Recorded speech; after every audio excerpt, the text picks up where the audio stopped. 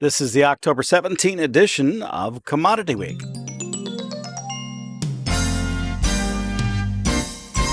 Todd Gleason services are made available to WILL by University of Illinois Extension. Well, welcome to Commodity Week. I am Todd Gleason. Our panelists for the day include Curt Kimmel. He's with agmarket.net, and from strategicfarmmarketing.com, we're joined both by Dave Chatterton and Danny Pfoff. Let's get just a few questions that we ought to answer for today, kind of a list of things that we should talk about here on Commodity Week. Curt Kimmel, we'll start with you. Well, there's a lot of moving parts. I guess we can talk about some of the technical action we saw here on Thursday. Also, too, we can maybe touch on some South American weather and prospects there. Then, thirdly, probably this Chinese. This demand's going to come forward.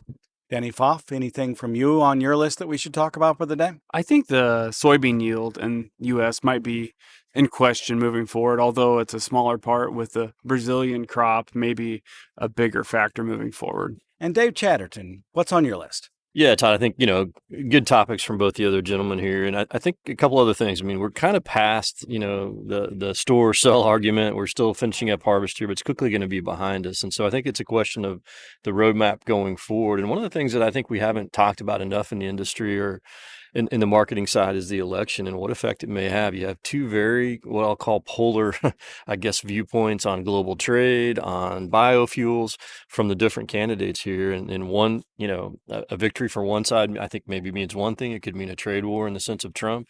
A victory on the other side, and a Harris-Walsh victory could mean, something in the biofuel space and different things. So a lot of implications there. And I think the market is a little perplexed of how to position for that. Interesting. I guess we'll grab hold of the third rail today and find out what happens.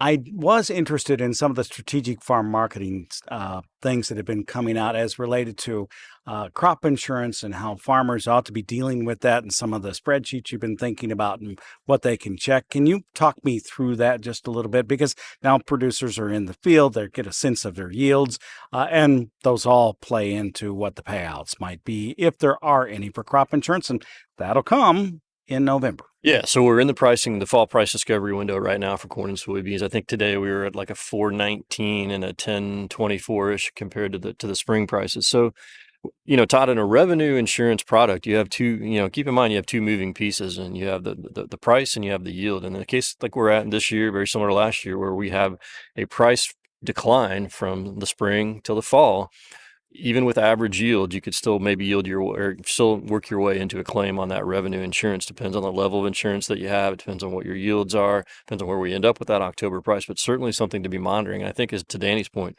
particularly on soybeans, where the yields have been, I'll call them more variable, maybe a little disappointing in a few cases. So something to definitely keep an eye on. We're also, through what would have been the margin protection, window. That was a September 15th deadline, but some changes with ECO and looking into the spring meant that margin protection really wasn't a player this fall. Yeah, something we can maybe take up a little bit later is the ECO, SCO. Gary Schnitke at the University of Illinois saying that in the coming year, that may be an option that producers really should consider as it's related to their crop insurance products. We'll talk about that at a later date. Let's continue to talk about what the marketplace looks like. What are the fundamentals that the market is watching at this point, and how have they been moving both corn and soybeans, along, I think, importantly with wheat, which has been suffering again through dry conditions, but the market's not convinced. Well, the main fundamental news is, of course, yields. As producers kind of wrap up harvest, we're hearing some accurate yield reports or fine-tune some yield reports. I know one guy was harvesting, and his first couple fields were average, a little above average, and his last farm he's on, he said, I had to check to make sure I'm in the right field because it's much better than I thought. So most producers are pleasantly surprised. So we're going to dial in a production number here real quickly, and we're going to have adequate supplies to work with. There's some areas where we got to find a home for some grain. And probably the biggest fundamental thing I observed here is we're seeing the spreads narrow. What I mean by that, the November's gaining on January beans, D's corn's gaining on March corn. The commercials just hate that. They've been wanting that spread to widen out, and harvest pressure is not happening. So somebody's caught short up front here, narrowing that spread. And one other thing to mention here on the fundamental picture, I'm trying to find a home for this grain. If you are a cash seller, you need to replace it the day you sell it, because no more than you sell that grain, something will happen here and you'll end up chasing it and buying it back higher. Because I don't foresee a large rally to the upside, but you don't want to get caught chasing a bite and all of a sudden we come back down and test the low. It's Curt Kimmel. Danny Pfoff is with us as well. Danny, so when you think about those spreads and it narrowing up, what does it tell you about this marketplace at this point? Is somebody really caught, or is there something else in this that's taking place that allows it to narrow up? And I suppose if both of you maybe could talk about the trying to capture the carry, which we've discussed a lot over the last month, and whether that's still there or whether that's disappearing with this change in the market. Well, it's all about need for movement up front. For the bushels that have to go to town and they need a home, there's no capturing the carry. You're stuck in the nearby. And to Kurt's point just 10 days ago, that January was an 18-cent carry, and going home tonight was a -9. So if you are needing to roll those hedges to try to, capture what you can out of the bin, I would probably do it sooner than later, just because that's going against you here. As you know, what happens is this harvest wraps up around here. We're probably 90% done on soybeans. And just like that, basis starts coming back, spreads start coming in. These commercials are looking for ownership. And I think some other things have been going on as far as them selling meal. And at some point, they have to stay in line and have adequate soybean ownership too. So if you can't buy beans because people are focused on corn, you buy the spread. Because you mentioned bean meal, and I'm wondering about the increased capacity within the industry to crush soybeans, whether that has created an issue for them, and that's why they're trying to sell meal, and what that means. I don't know whether I understand it, or even if it plays a role here. It certainly plays a role. I mean, supply is supply, I guess, in the view of the marketplace, Todd, and more supply means, it has to go somewhere. I think that's complicated by the news we got this week out of Europe, where the EU confirmed a 12-month delay on the proposed legislation or restrictions or tariffs, if you will, regarding South American beans and the deforestation issue. So that was set to take effect at the first of the year. It's now been delayed another 12 months. So the meal offtake from these new plants that was thought to go to Europe is now in question. They can still go to South America, Argentina in particular, and source that meal. And that creates kind of a supply imbalance, if you will, or all of a sudden we've got more supply than what we wanted. I think you have two very distinct kind of demand and maybe even price directional profiles when you look at the corn versus the soybeans. And the soybeans certainly have a very heavy, fundamentally burdensome type of a balance sheet. And with, weather now improving in South America, particularly in central and northern Brazil, and planting kicking off and projections still coming in for area to increase and for even an average yield to produce a record crop, looks like those fundamentals could get worse, not better, as we go along. Just as an explanation, non-deforested, as it was defined by the European Union, means that the land that the soybean would have been grown on originally was not covered by trees in any way, so it was never deforested. That would, for example, remove some of South American or Brazilian soybeans from being able to be imported into the U.S. And here in the United States, they were paying I'll call it a small, relatively speaking, premium for non-deforested soybeans. If you live in the prairie, the Grand Prairie, particularly here in the United States and where we live, almost all the acres were going to be non-deforested because they were prairie land and not forested to begin with. Given that explanation, we still have a crop to sell. We still have a lot of crop to sell. We still have a lot of extra bushels to sell. And we have a really low price. I think the average cash price for corn was just under $4, according to bar chart across the nation. At $3.99, the average price for soybeans was $9.40. And this is causing consternation for producers. They really need to figure out how to get as much money out of each bushel that they have. And they have extra bushels. So how do they do the bushel times price and come up with a way to earn an income? Well, that's a moving target, and I wish I could, I should, I would, and everybody's got their track record out there. You can see who was aggressive and who was not, but that's history. What we got to do, 90% of our question is, what do I do now? And it varies from individual to individual. We've been kind of in the mode to move some cash if the basis isn't real wide. It depends on farm storage or commercial storage. We've been talking about that forever, but we've been doing some replacements with the idea we could have a little bit of seasonal up here and try to capture a little dead cat bounce here as we go into Thanksgiving or first part of December. The bottom line is you guys stay flexible in your marketing and be able to meet some cash flow needs as we go forward here. If you look at the long-term price chart, whenever we were at high levels, we're up there for 2 to 3 years, and when we come down to unprofitable levels, we're usually down here for maybe 2-3 years. And a lot of these projections are we're going to be losing anywhere from $50 to $100 an acre. So you got to use some financial management here and kind of meet cash flow needs, but keep some type of position in the marketplace, covered position in the marketplace. Danny, your follow up on the marketing? Well, I would say 2 months ago, in the kind of the terrible dog days of August, and the industry was way behind on sales. I think almost everyone would agree. And I feel really good. 3-4 weeks ago, we really caught up sales, especially these bushels that have to go to town across the scale.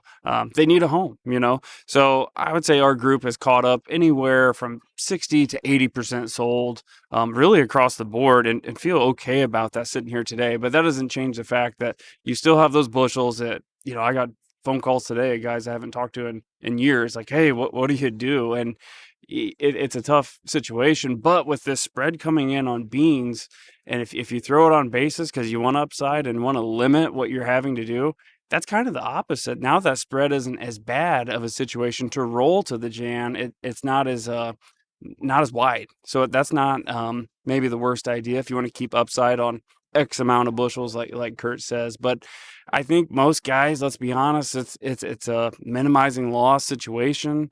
You got to realize the value of money. Interest rates need to be in your mindset when you're thinking about, should I just sell this and maybe I can do it cheaper on the board? Time to open the savings account if you just use a checking account for the farm. Yeah, Todd. I mean, certainly the cost of money is something that you have to understand and have your arms wrapped around and not just have your head in the sand. I think, this all comes back to discipline and having a plan. If you were trying to capture carry, you needed to have that plan in place before we got to harvest and things started moving. If you're trying to move bushels off the combine that needed to move, same story. And we've had a very nice rally here and things are going, and we're hopeful that, we can get that dead cat bounce I think that Curt was talking about. I think you have to realize that we're in this fundamental situation where the upside becomes rather limited without a weather problem in South America or a lot more demand showing up in this market. And when I say demand, that's particularly Chinese demand, where we're very far behind where we'd like them to see, especially corn last year, a good example. They had booked 16 million metric tons at this point, of the year between Brazil and the U.S. This year, they have booked 1 million metric tons. So their economy is slowing and their purchases have been slow. And we've got a big South American crop coming on for all intents and purposes. So we're playing defense. And I've said this all along. You have to have modest expectations, have a plan, have offers working. So when we get that blip that Curt mentioned, and you get this quick move, that you're able to get some pricing off and move things. I think it's a much more of a sell and defend type of an argument than it is let's stick our head in the sand and wait for that summer rally next summer, because if it doesn't come, we're in a world of hurt. In South America, Argentina and Brazil, what are the fundamentals of the weather at this point? It appears rainfall has finally started in the center west. That's in Brazil. Argentina, some rainfall, but they've got some real issues. They're directly opposite of us when we're harvesting, they're planting, and vice versa. So it's real critical as they move forward here. But they're entering their wetter season, and they're getting the moisture they need. So the weather guys are going to get that card to play here as we move through the winter and see if they can receive the time and rains and so forth. And the key, once we get the beans in the ground, would be that second corn crop. If they go ahead and get that in, and how that materializes as we move forward. I take it, Danny, you probably have been watching Argentina, particularly as the margin. Maybe more soybeans coming out of that nation than in the past years because of the issues they had with an insect and corn the last season. not by a small number either, by a fairly large something like 18 to 20% if I remember correctly, but it's a big increase. How are you paying attention to the planting season there? And it's not yet begun. Yeah, I think we need to keep an eye on them. Obviously, USDA said that'd be around 51 million metric tons in Argentina and 169 million metric tons in Brazil. I think CONAB was a little lower than that, maybe 166 or so. But either way, bottom line, the global supply increase is almost impossibly bearish if it happens. We got to get there. And last year, November, we saw a really good rally right after harvest on dryness in Brazil. But in particular with southern Brazil, our sources in Paraná, they're actually all on pace and they're okay. They're not as behind as parts of Mato Grosso, which kind of gets the headlines. But as you mentioned, the weather pattern is changing in their favor, and they're not too worried about it. And really, the market, really, it's more about timing and availability of that soybean crop. If harvest is delayed, not only will it push back safrinha planting and thus production issues, but availability to China. But with Paraná being on pace, our sources are thinking that story's not really there for the bulls, unfortunately. Coming back here to the United States, do we have logistical issues whether they be rail, particularly to the southeast, or the river, which still hasn't come back up completely? We do, Todd. I don't know that it's the driving force behind the direction of prices in the market right now. We have logistical issues just about every year. We certainly have some low water issues south of St. Louis, and particularly Memphis and south, that have been resulting in higher barge freight, lower drafts, and less efficiency. I think that's part of this closing up the spread a little bit in beans where the exporters have to bid up. Part of that's probably likely a subpar quality crop coming out of the southern Midwest and the Delta where it's a blending issue. We have rail issues both into Canada and into Mexico. The Mexico, rail shipments were recently suspended, then reinstated again over logistical issues and backups. So we're always going to live with those. But I think at the end of the day, the end user and the consumer realizes that the supply is out there. And whether it's soybeans that are primarily in the hands of commercials or corn that is primarily in the hands of the farmers, it's a basis and spread issue to wriggle that away if need be. And I think they're still, they're not worried, they're not panicking, and again, I don't think, as opposed to seeing fund buying in the market related to those logistical issues, I think what we're finding is fund selling, and open interest in futures this week has almost exploded in corn and soybeans, and that tells us that we've got fresh shorts coming back into the market, whether that's based on a fundamental play, a technical play, the funds having erased most of their short and now going back the other way, or there's a new term in the trade, we'll go back to the third rail, the Trump trade, that's the fear of the trade war, all kinds of things going on as there usually are. But I don't think logistics are necessarily driving the boat at this particular point. Funny, because I was just about to turn your attention to the presidential election and what that might look like. The National Corn Growers Association this week, and some of the state associations as well, came out with a study and press releases discussing what trade might look like after the election, depending on who would be elected. They didn't actually name one side or the other, but it's fairly clear. In the press release, it talked about 2018, historical context as well, going further back. Trade and tariffs always are an issue for agriculture, and that trade lost, in their opinion on this study, would not return within the decade, that it would take that long to recover. So what are you thinking about as it relates to marketing and either a Republican or a Democrat in the White House? Well, very loaded question and no hate mail. And I'm not picking a side. I think what we can tell is a couple of things. One is that it's a very tight race from all the polling that goes on, and believe whose polls you want or the others that you don't. It's neck and neck, and I think it's going to be that way all the way into the election. That could cause, certain financial and macro market implications if there's lawsuits and delays and different things that happen and all the, the pomp and circumstance. But at the end of the day, it's the unknown, I think, Todd, that really gives the market some heartburn.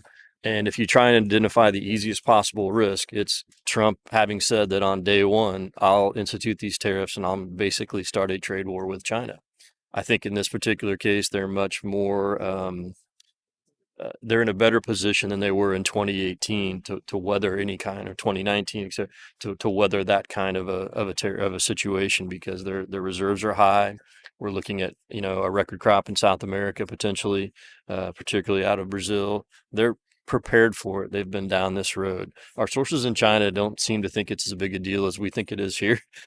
But when you watch the action of the market, I certainly have to kind of give credit to or think that part of this decline that we've seen here over the last 5 to 10 trading sessions, that's definitely in play. I think the Harris win and the whole green issue, biofuel issue is a slower developing type of an issue, and the market's not as afraid of that at this particular point as it is the Trump victory. On that note, no matter who comes into office, China has not reacted yet to the Biden administration's 100% tariff on importing EVs from that nation. Canada had followed suit, and they are suffering the consequences there, about a 25% drop in what their exports might be, as it's related to not rapeseed, but canola. Both are the same. And so how do you think about this? Well, number one, we got to develop a relationship with these other countries. You got the Chinese premier and Putin develop a relationship. You got China develop a relationship with the Southern Hemisphere financial interest building there. So if you're going to increase trade, you got to develop some relationships. As far as the political atmosphere, I'd be more scared of the activists. They've got a lot more money than the farm economy has to promote. And I think what we can do as farmers or agriculture people is educate the general public on what's going on with this green movement, because the public kind of looks at TikTok or Facebook or doesn't really understand what's going on. So I think the emphasis is educate the public. You're thinking that they need to be educated on climate change, changing climate, that Eric Snodgrass might talk about, and how that has happened since 1980, the lengthening of the growing season in the United States, the shift of the growing season in the U.S. in different places. For instance, it's a month longer in parts of North Dakota at this point, or some other thing. Well, all the above, and you include California, the propositions there with livestock and so forth.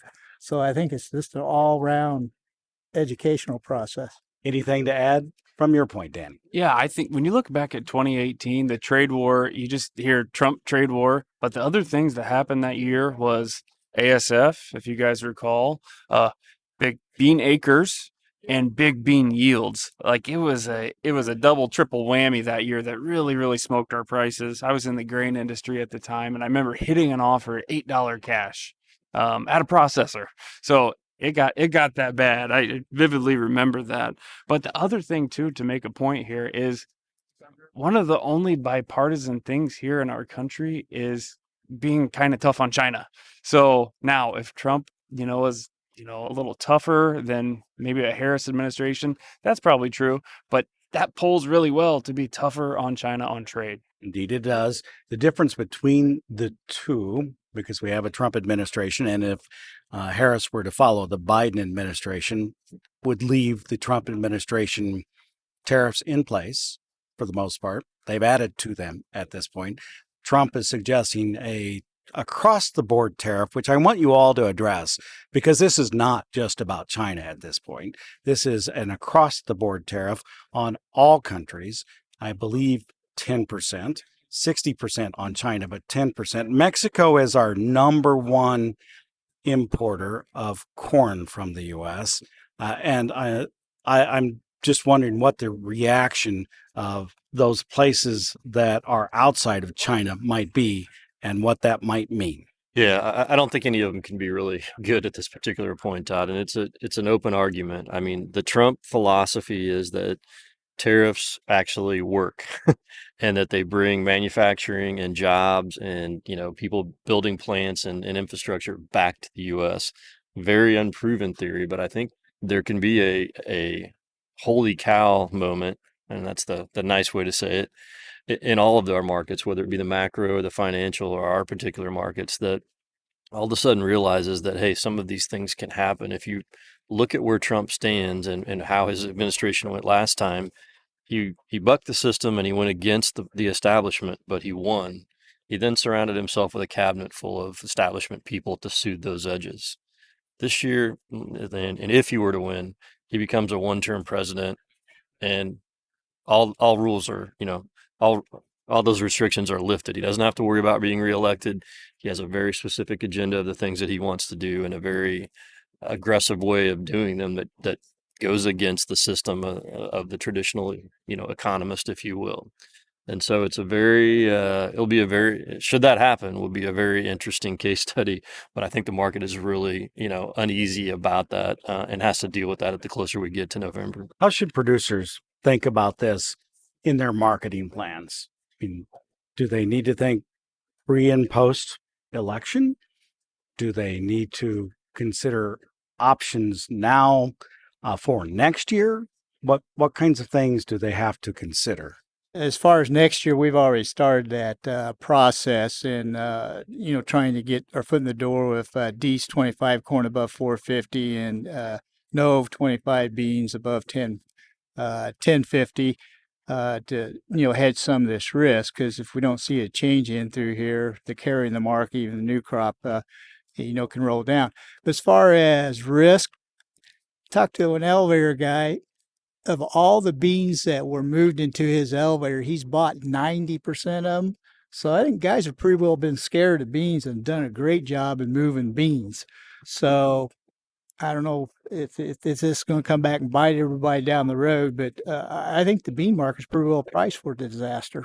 Yeah, I think the tougher question is 2025, and we have advanced sales there 10 to 20%, maybe not enough. We were just at $11 a few weeks ago. But, the timing, I think, is everything. Inauguration would be January or so. The Brazil crop not really ready in earnest until February. So timing is everything there, Todd. But let's just be honest. There's lots of speculation here. Yeah, I mean, tongue-in-cheek, Todd, to MFP or not to MFP, who knows? So I think, seriously, who knows? So the question, I think, if I put myself in looking at my own farm, I have to manage my risk and I have to, I have to do that job. So let's concentrate on what we do know. And what we do know is that I think it's a situation where when we look at the fundamentals and we look ahead, we're still playing defense into next year. We're looking at good crops without a weather interruption.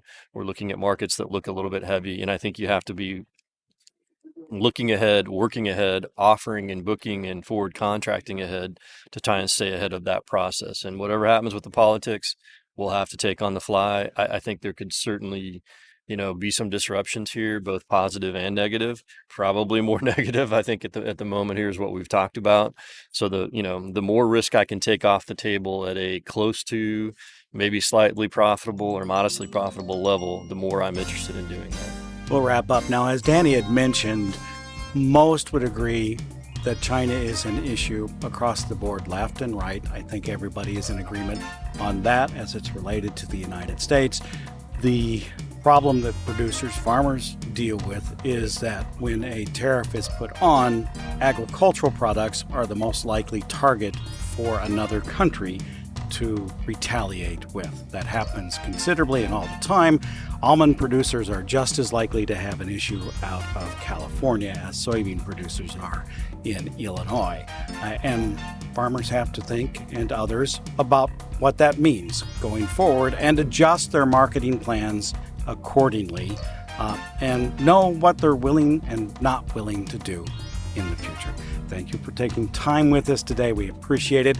Curt Kimmel is with agmarket.net. Thank you for being here. Danny Pfoff, thank you for being with us on, I think, is this your first commodity week? I believe it is.